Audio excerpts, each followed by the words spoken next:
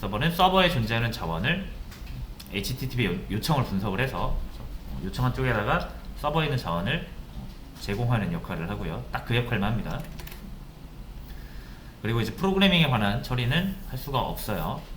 그래서 웹서버만 이용해서 미리 준비된 자원을 제공하는 걸 정적 웹서비스 이렇게 부른다고 했죠.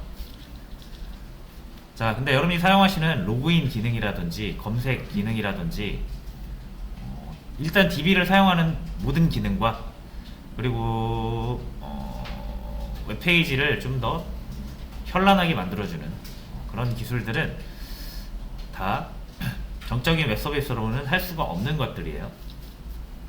자, 그런 것들은 이제 프로그래밍에 도움이 필요한데, 자, 그럼 프로그래밍을 할 수 있는 또 다른 소프트웨어가 필요하죠. 그게 CGI 어플리케이션이다. 통칭.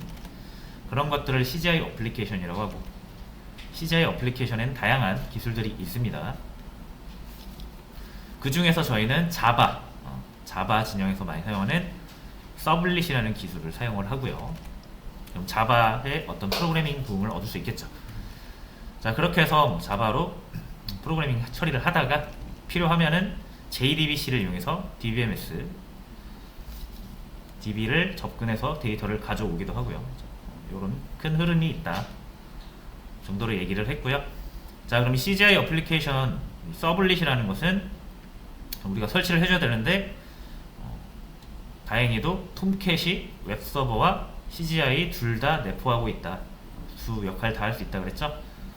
그래서 톰캣 하나 설치를 해 놓으시면 이 두 개 다 만족을 할 수 있어요. 자, 그러면 톰캣 안에서 구동되는 서블릿은 제가 여기 따로 그림을 올려놓지는 않았죠.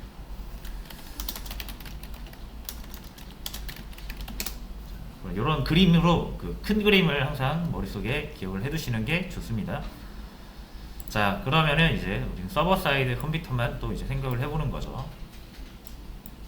요청의 방향이 이제 이렇게 요청이 들어온다라고 했을 때, 자, 처음에는 웹서버를 거치게 되죠. 자, 웹서버. 자, 웹서버예요. 웹서버에 요청이 오는데 웹서버가 처리할 수 있는 요청이면 웹서버는 뭐 이 자원이 이렇게 마련되어 있는 폴더를 가서 자원을 검색을 해서 가져다가 이렇게 반대 방향으로 응답을 해주죠. 이걸 요청이라고 하죠. 서버한테 자원을 달라고 하는 게 요청이고 그 자원을 제공하는 게 응답이에요. 자, 그러면은 있으면 주는 거고 없으면 없다고 또 응답을 합니다. 응답은 무조건 해요. 네트워크가 끊기지 않는 이상 무조건 응답을 합니다. 그래서 나중에 이제 응답 코드라는 것도 있는데 그것도 살펴볼 겁니다. 어쨌든 이제 이렇게 하는데 프로그래밍 처리가 필요한 요청 같은 경우는 이제 얘가 할 수 없으니까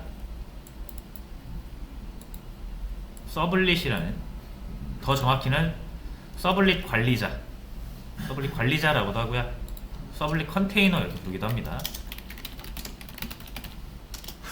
또는 서블릿 컨테이너. 자, 요 내부에 이런 프로그램이 있어요. 톰캣 안에. 그래서 얘가 하는 일은 요 안에 이렇게 클래스를 내포하고 있어요. 서블릿 클래스라는 거고요.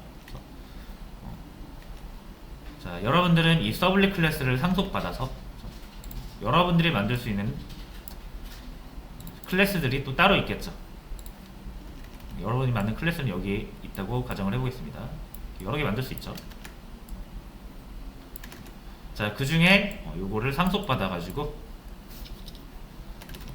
서블릿에서 제공하는 서블릿 클래스를 상속받아서 나머지를 완성시키는 방식으로 우리가 서비스를 할 수 있다 그랬죠.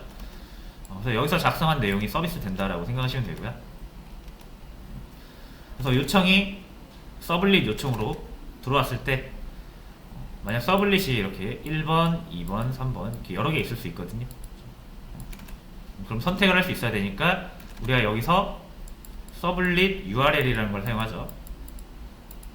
서블릿 URL. 자, 그래서 우리가 서버에 요청을 할 때 작성하는 패스가 있어요. URL이 있어요. 정확히는 요청 URL이 있는데 그 URL 끝에 각각의 서블릿을 위면은 서블릿 URL을 첨가시켜주면, 추가시켜주면, 자원명 대신 추가시켜주면 해당 서블릿이 탁 만들어진다고 그랬죠? 객체로. 객체가 만들어지고요. 그 다음에 이 객체는 바로 뭐랍니까? 두 개의 실행하는 메소드를 실행하죠. 두 개. 요 흐름을 먼저 기억을 하셔야 됩니다. 자, 그럼 두 개 메소드는 어떻게 한다? 두 개 메소드는 이렇게 응답을 한다. 웹서버가 응답할 수도 있고 서블릿이 응답할 수도 있는 거죠. 그러니까 자, 그래서 이렇게 그림을 한번 다시 표현을 해드렸습니다. 자, 페이지에는 홈페이지인가 수업 페이지에는 서블릿 요청과 응답하는 방법을 조금 더 텍스트로 남겨놨으니까 혹시 못 해보신 분들은 이거 따라서 한번 해보시고요. 서블릿 만들기부터 보시면 돼요.